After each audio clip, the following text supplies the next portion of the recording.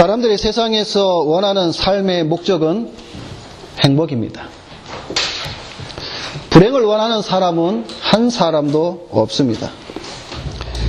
행복을 원하는 마음은 신자들이나 불신자들이나 다르지 않습니다. 그런데 그 행복이 무엇이냐고 말할 때에 신자와 불신자가 다릅니다. 불신자들의 행복은 무엇입니까? 한마디로 말하면 이 땅에서의 부귀영화입니다. 그렇다면 신자들의 행복은 무엇이겠습니까? 오늘 본문이 이것에 대한 해답을 가르쳐주고 있습니다. 우리가 행복을 말하기 전에 먼저 알아야 할 몇 가지 사항이 있습니다. 첫째는 사람들이 행복을 원한다는 것은 무엇을 의미합니까? 라는 것이죠. 왜 우리가 행복을 원합니까? 그것은 현재 우리가 그 행복을 가지고 있지 않기 때문에 그렇습니다. 우리 학생들도 이 부분에 좀 더 이해를 하기 쉽게 하기 위해서 예를 들면 지금 어떤 사람이 배가 고픕니다. 그 배고픈 사람이 원하는 것은 빵 한 조각입니다. 그러면 그 사람이 원하는 행복은 빵 한 조각을 통해서 배부름입니다. 내가 지금 배가 고프니까 빵을 원하는 것이죠. 그런데 만일 배가 부른 상태라면 빵을 원하지는 않습니다. 이처럼 배가 고픈 자가 빵을 원하듯이 사람들은 행복을 가지지 못하다 보니 행복을 원하는 것입니다. 우리가 첫 번째로 생각할 것은 바로 이것이죠. 사람들이 왜 행복을 원할까? 둘째는 그럼 사람들이 왜 행복을 잃어버렸는가? 왜 행복을 가지지 못하는가를 아는 것입니다. 사람들이 가장 원하는 행복은 뭘까요? 영생이죠. 죽음을 맛보지 않고 영원히 사는 것을 원합니다. 그런데 그렇지 않죠. 우리는 살다 보면 질병이 찾아와 우리의 건강을, 우리의 행복을 빼앗아가고 고통이 우리를 찾아와 우리의 즐거움을 가져가 버리며 걱정과 근심이 우리의 마음을 병들게 합니다. 더 나아가 죽음은 사랑하는 자들과 이별을 하게 만듭니다. 그런데 여러분, 우리가 성경을 통해서 알다시피 하나님과 친밀한 관계를 가지고 있었을 때는 어떤 인간이 행복했습니까? 어떻게 그 인간이 행복했습니까? 참 행복했죠. 하나님과 친밀한 교제를 가지고 있었을 때는 인간은 참 행복했습니다. 그러나 이 행복을 첫사람 아담이 잃어버렸습니다. 하나님과 맺은 언약을 아담이 깨트려 버렸다는 것이죠. 그 결과 인간은 하나님과의 관계가 깨어졌을 뿐만 아니라 거리가 멀어졌고 원수가 되었습니다. 행복이 깨진 것이죠. 하나님과의 참 행복이 죄로 인하여서 깨어졌다는 것입니다. 죄로 인하여서 행복을 빼앗아가는 질병과 고난과 걱정과 염려와 죽음이 우리들의 인생에 찾아와 저주의 열매들을 맺게 하였다라는 것이죠. 여러분, 우리가 이 땅에서 힘들게 살아가는 이유가 어디에 있습니까? 그 이유는 바로 죄 때문이라는 것이죠. 그런데 여러분, 이거 아십니까? 죄가 우리로 하여금 비참과 저주 아래로 가게 만들었음에도 불구하고 우리는 여전히 죄를 범하고 있다라는 것입니다. 아이러니하죠. 죄가 나로 하여금 병들게 하고 기쁨과 즐거움을 빼앗아가고 심지어 죽음을 우리에게 주었으면 우리가 일반적으로 우리가 상식적으로 생각할 때 어떻게 해야 됩니까? 당연히 죄를 멀리하고 그 죄와 가까이 하지 않아야 되는 것이죠. 그런데 우리는 여전히 그 죄를 범하고 있고 그 죄를 짓고 있다는 사실입니다. 개가 토하였던 것을 다시 먹듯이 우리는 여전히 죄를 범하고 있다는 사실입니다. 이게 여러분 우리 인간의 제약된 본성입니다. 비참하고 처참한 이 죄로부터 사함받는다는 것이 얼마나 큰 행복을 아는 자가 복되다라는 것입니다. 그래서 어거스틴은 시편 가운데서 오늘 본문인 32편을 가장 좋아하였습니다. 그래서 어거스틴은 이 시편을 자주 종종 즐겨 읽었다고 합니다. 그리고 이 어거스틴은 자신이 죽을 때에 직접 벽에다가 이 말씀을 새겨놓고 그것을 보면서 위로를 받았다고 합니다. 이 시간에도 우리도 이 본문의 말씀을 통하여 위로와 은혜를 받기는 우리 모든 성도가 되기를 소망합니다. 시편에는 여러 종류의 시들이 있습니다. 오늘 시편 32편은 그 시편의 종류들 가운데의 참회 시입니다. 시편에는 7편의 참회 시가 있습니다. 6편과 32편, 38편, 51편, 102편, 130편, 그리고 143편이 있습니다. 자, 여러분 오늘 우리 본문의 이 32편의 표제를 보게 되면 무엇이라고 소개하고 있습니까? 다윗의 시, 다윗의 마스길이라고 소개하고 있습니다. 여러분 이 마스길이라는 이 말은 참 생소합니다. 처음 듣는 분들도 계실 줄로 압니다. 그럼 이 마스길이 무슨 뜻이냐? 물론 정확한 의미는 모릅니다. 그러나 대체적으로 이 마스길은 교훈이라는 뜻을 가지고 있습니다. 시편에는 150편의 시편 가운데에 이 마스길에 해당되는 시가 13개가 있습니다. 그런데 그 13개 모두의 공통된 점을 보게 되면 심한 징벌과 어려운 경험들을 반영하고 있다라고 볼 수가 있습니다. 자, 오늘 이 시편 30편의 배경은 그럼 무엇일까요? 그것은 다윗이 죄를 범한 사건, 즉 자신의 부하인 우리아를 죽음의 길로 보내놓고 그의 아내 밧세바를 간음한 사건을 말합니다. 그것을 통해서 다윗이 참회하면서 지은 시가 바로 오늘 이 32편의 시입니다. 근데 여러분 성경의 이 시편에는 다윗이 범죄한 그 사건에 대해서 다른 두 편의 시편이 더 있습니다. 6편과 51편이 있습니다. 6편과 51편, 그리고 오늘 이 본문의 32편은 약간 차이가 있습니다. 자, 그런 것을 우리가 생각을 하면서 이제 오늘 본문의 말씀을 통해서 한 절씩 은혜를 나누도록 하겠습니다. 자, 오늘 여러분 1절과 2절에 보게 되면 다윗은 복이 있도다, 복이 있도다라고 선포하고 있습니다. 자, 1절, 2절을 보게 되면 허물의 사함을 받고 자신의 죄가 가려진 자는 복이 있도다. 마음에 간사함이 없고 여호와께 정죄를 당하지 아니하는 자는 복이 있도다라고 말씀하고 있습니다. 자, 여러분 지금 다윗은 누가 복이 있다고 말하고 있습니까? 1절과 2절을 보게 되면 세 종류가 나오죠. 첫째는 뭡니까? 허물의 사함을 받은 자가 복이 있고, 두 번째는 자신의 죄가 가려진 자가 복이 있고, 세 번째는 여호와께 정죄를 당하지 아니하는 자가 복이 있도다라고 말씀하고 있습니다. 여러분 이 세 가지의 공통된 점이 있습니다. 모두가 다 죄와 관련이 되어 있습니다.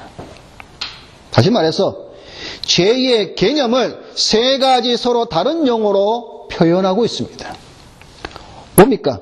허물, 죄, 그리고 정죄라는 단어입니다. 자, 여러분 우리 하나씩 살펴봅시다. 허물이 뭘까요? 이 허물의 뜻은 하나님에 대해서 반역 또는 배반하는 행위를 가리킵니다. 창조주 하나님의 뜻을 거스려 스스로 거스리는 행위, 곧 반역을 가리키는 말입니다. 반역이죠. 배반하는 거죠. 그런데 하나님을 반역하고 배반한 사람이 용서를 받는다는 것이죠. 그 자가 복이 있다라는 말입니다. 두 번째, 죄는 무슨 말일까요? 어떤 뜻일까요? 죄는 바른 길에서 벗어난 것을 말합니다. 하나님의 요구하시는 바를 만족시키지 못하는 죄의 본질을 가리키는 말입니다. 이 죄는 성경에서 가장 많이 사용되어지는 용어입니다. 그래서 여러분, 하마르티아라는 단어를 여러분이 들었을 것입니다. 바로 그 죄입니다. 뭡니까? 관역을 맞추지 못한 것. 그게 바로 죄라는 것이죠. 그 관역이 뭡니까? 하나님의 말씀이죠. 하나님의 뜻이죠. 그 하나님의 말씀과 뜻에 이르지 못하거나 지나치거나 그 관역을 맞추지 못할 때 그것을 가리켜서 죄라 말하는 것이죠. 그래서 로마서 3장 23절에 아주 자세히 말씀해 주고 있습니다. 거기에 보면 모든 사람이 죄를 범하였음에 하나님의 영광에 이르지 못하더니 라고 말씀하고 있습니다. 그러니까 관역을 맞추지 못하였기 때문에 하나님의 영광에 이르지 못했다라고 말하고 있는 것이죠. 자, 바른 길에서 벗어나 죄악된 길에 걸어가는 자가, 용서받는 자가 복이 있다라는 말입니다. 자, 세 번째, 정죄는 무슨 뜻일까요? 정죄는 왜곡 또는 하나님의 뜻을 존경하는 마음의 부재, 이것을 가리킵니다. 다시 말해서 하나님의 뜻을 저버리고 떠나 있는 상태를 말합니다. 그러니까 어떤 일이 벌어집니까? 불평과 원망과 삐뚤어진 마음 상태입니다. 예를 들면 그런 것이죠. 하나님이 그렇게 할 수 있을까? 하나님은 그것도 못하실 거야. 불평과 불만이죠. 하나님에 대한, 존재에 대한 뭐랄까요? 부재 상태. 그런 것들을 정죄라고 말합니다. 하나님을 향해 불평하거나 삐뚤어진 행위를 하는 것을 가리킨 이 단어. 하나님을 향해 삐뚤어진 자가, 용서받는 자가 복이 있다는 말이죠. 자, 허물과 죄의 정죄. 이 세 표현들은 죄의 각기 서로 다른 면을 묘사하고 있지만 그러나 그 의미는 같습니다. 다시 말해서 강조를 하기 위하여서 이렇게 말씀하고 있다는 사실입니다. 그 의미는 무엇입니까? 인간과 하나님의 관계를 깨고 하나님으로부터 이탈해 나오는 것을 가리키는 것이죠. 다시 말해서 하나님과의 관계를 깨트리고 하나님으로부터 이탈해버리고 자기 마음대로 살아가는 이 모든 것에서부터 용서를 받는 자가 복 있는 자다라고 말씀하고 있습니다. 이것이 참 행복이라는 것이죠. 다윗은 이것을 복이 있도다라고 선포하고 있는 것입니다. 근데 여러분, 이 구절을 사도 바울이 로마서에서 인용하고 있습니다. 로마서 4장 7절 8절에 보면 이렇게 말씀하고 있습니다. 불법이 사함을 받고 죄가 가리어짐을 받는 사람들은 복이 있고 주께서 그 죄를 인정하지 아니하실 사람은 복이 있도다라고 말씀하고 있습니다. 그런데 사도 바울이 이 말씀을 인용하면서 6절에 뭐라고 말씀을 해놓으면 이렇게 말씀하고 있습니다. 사람의 복에 대하여 다윗이 말한 바, 그러면서 이 시편 32편 1절 2절을 인용하고 있다는 겁니다. 다시 말해서 사람이 사람이 추구하는 참된 행복에 대해서 다윗이 말한 바, 그럼 그 다윗이 무엇을 말했냐면은 바로 죄로부터 용서함을 받는 그 자가 참된 행복을 가진 자다라고 말씀하고 있는 것입니다.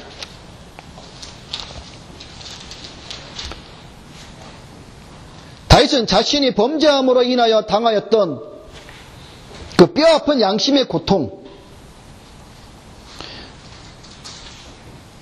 그것을 다윗은 죄 때문이다라고 말씀하고 있죠.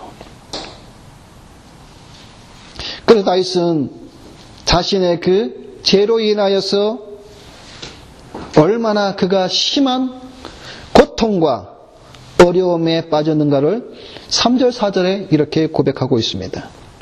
내가 입을 열지 아니할 때에 종일 신음함으로 내 뼈가 쇠하였도다. 주의 손이 주야로 나를 누르시오니 내 진액이 빠져서 여름 가뭄에 마름같이 되었나이다. 셀라.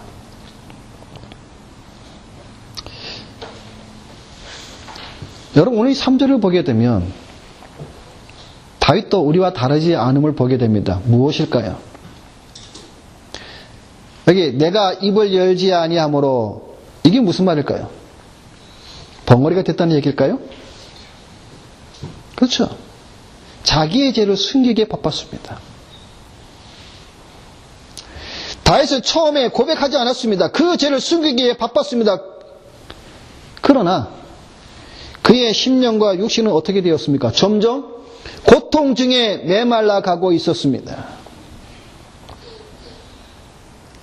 여러분 이 3절에 내가 입을 열지 아니할 때에 라는 이 말은 원문을 보게 되면 침묵을 지키다 기머거리가 되다 라는 뜻입니다. 다윗은 자신의 죄를 알고 있으면서도 고백하지 않고 완고하게 버티고 있다는 것을 표현해 주고 있는 것입니다. 기머거리가 되었다. 이것은 회개를 촉구하는 하나님의 말씀에 대하여 들은 척하지도 않은 자신의 고집과 뻔뻔스러움을 잘 나타내 보이고 있습니다. 다윗은 이것도 죄가 심령 속에 가득 쌓여 있음에도 불구하고 그것을 회개치 않음으로 인해 얼마나 비참한 상태에 떨어졌는가를 지금 자신의 경험에 비추어서 적나라하게 표현해주고 있는 것이죠. 내가 종일 신음하였다라는 것이죠. 여러분 신음이 무슨 말입니까?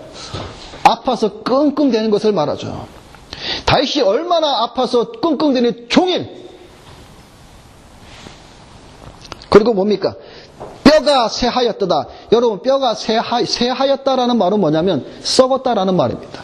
내 뼈가 썩어 문드러질 정도로 내가 종일 끙끙댔다라는 것이죠. 더 나아가서 뭐라고 또 표현하고 있습니까?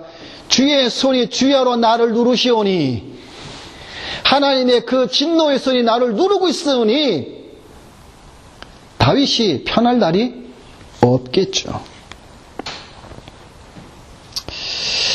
여러분 오늘날 우리도 마찬가지 아닙니까? 우리가 하나님께 범죄한 후에 우리는 그것을 말하지 않고 감추기에 바쁩니다. 그럴 때 우리의 심령과 우리의 육신은 어떻게 됩니까? 다윗과 마찬가지로 우리는 실망하게 됩니다. 우리 육신은 뼈가 썩어져 가고 우리의 마음은 평안을 잊어버립니다. 마음의 행복을 찾을 수가 없죠. 그래서 사도 바울 로마서에 이렇게 말씀합니다. 죄의 싹은 사망이라고 하였습니다.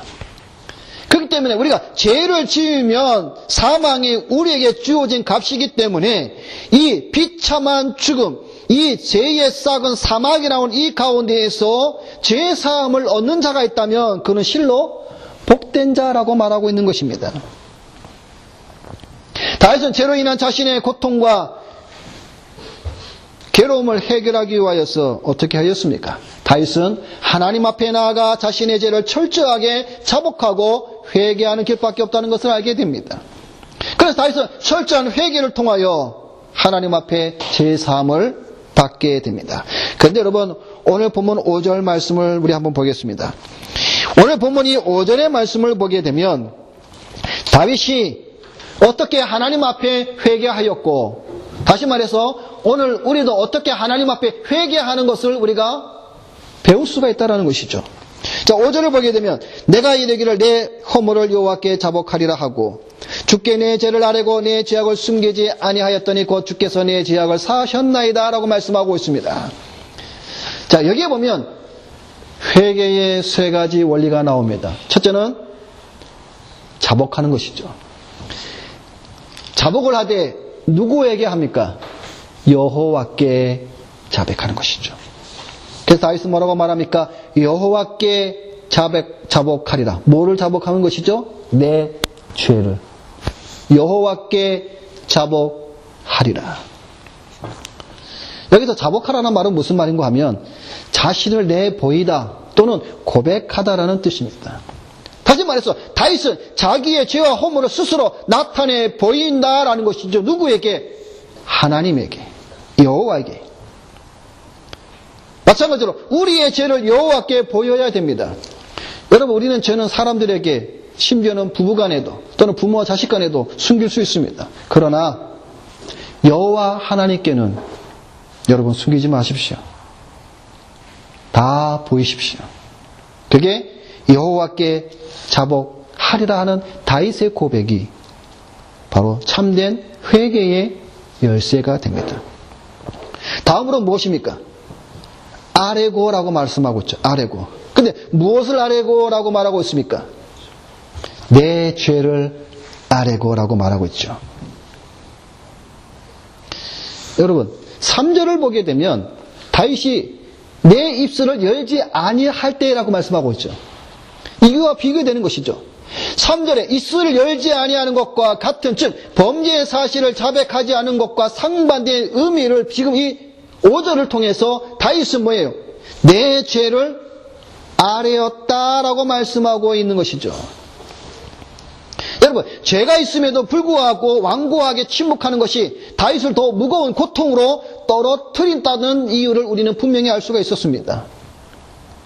그런데 다윗은 이제 그 입술을 열어서 여호와께 내 죄를 아뢰었다라는 것이죠.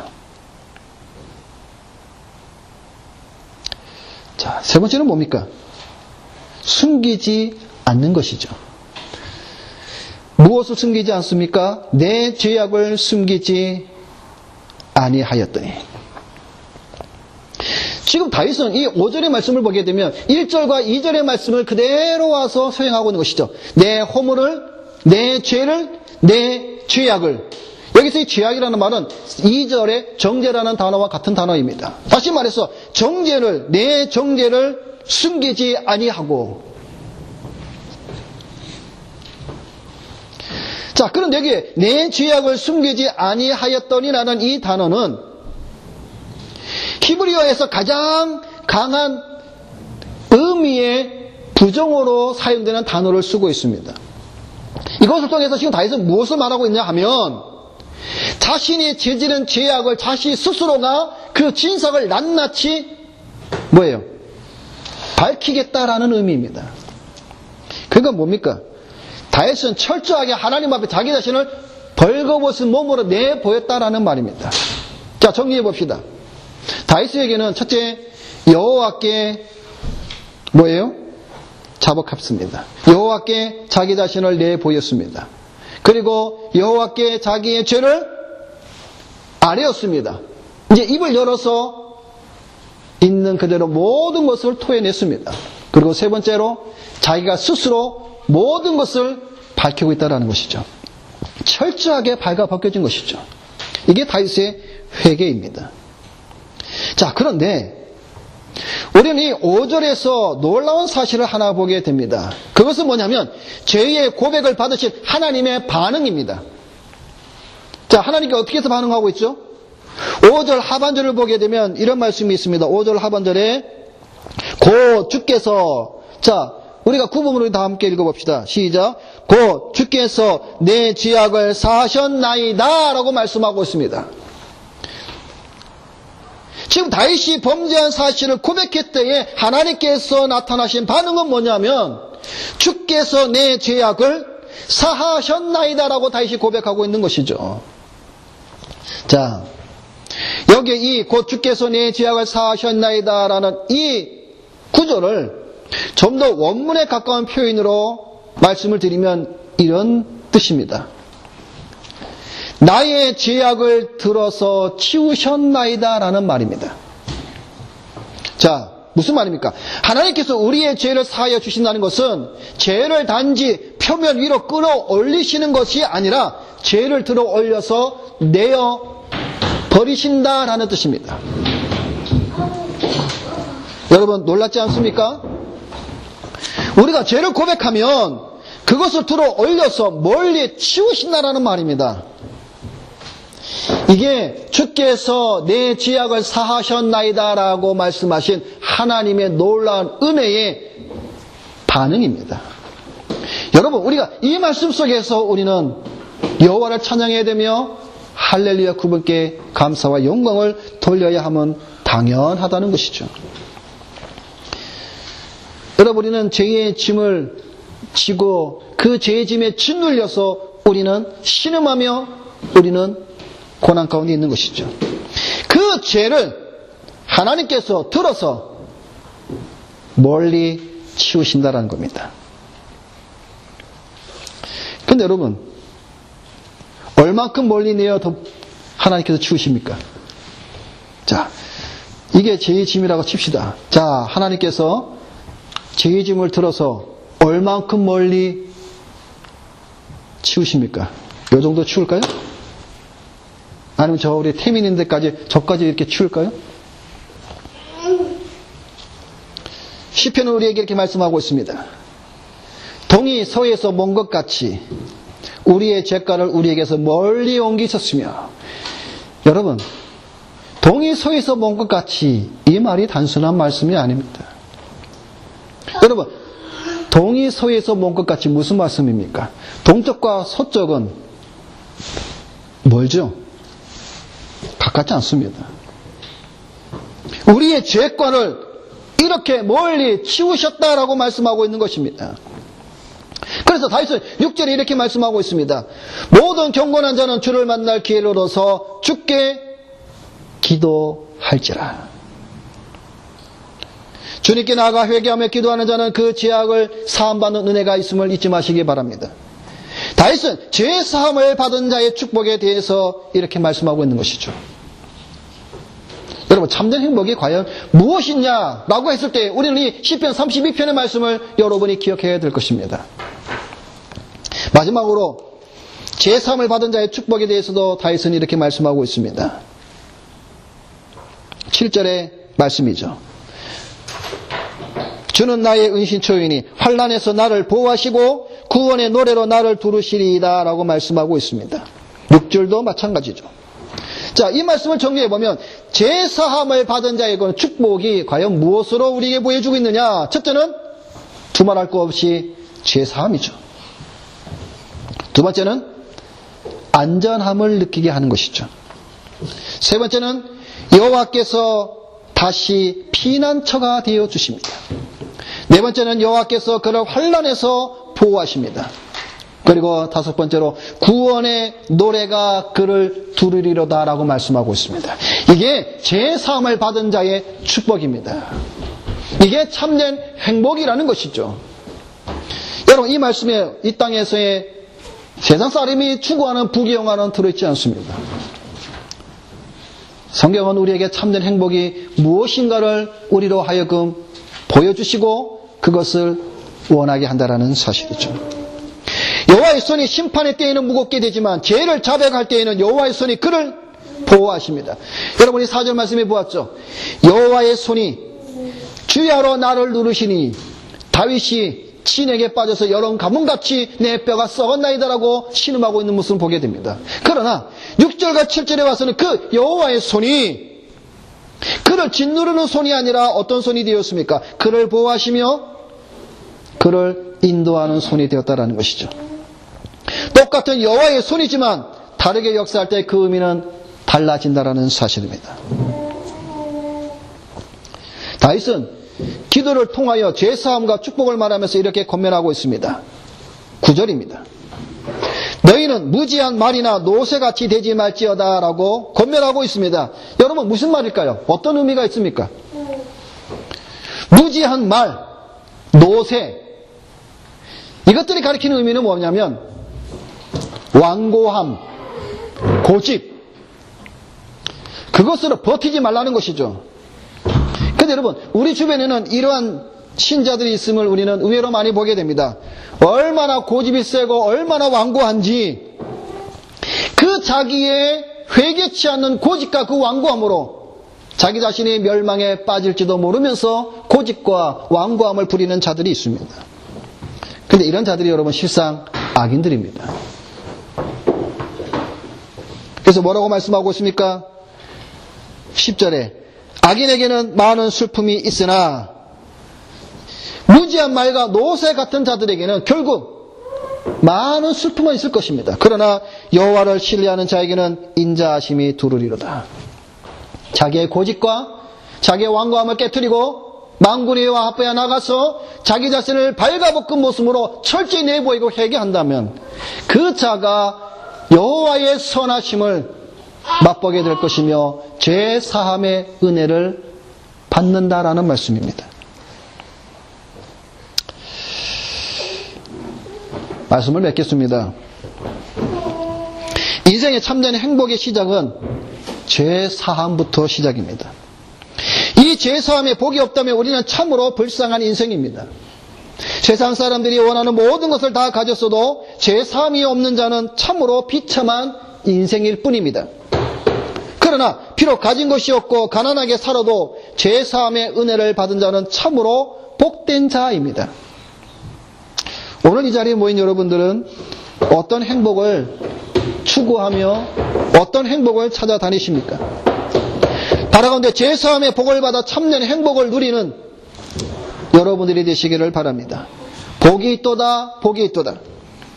허물의 사함을 받고 자신의 죄가 가려진 자는 복이 있도다. 마음에 간사함이 없고 여호와께 정죄를 당하지 아니한 자는 복이 있도다라는 이 말씀이 오늘 여러분에게 있어서 참된 인생의 행복이 무엇인가를 바로 아시는 복된 여러분이 되시기를 주님의 이름으로 부탁을 드립니다. 기도하겠습니다.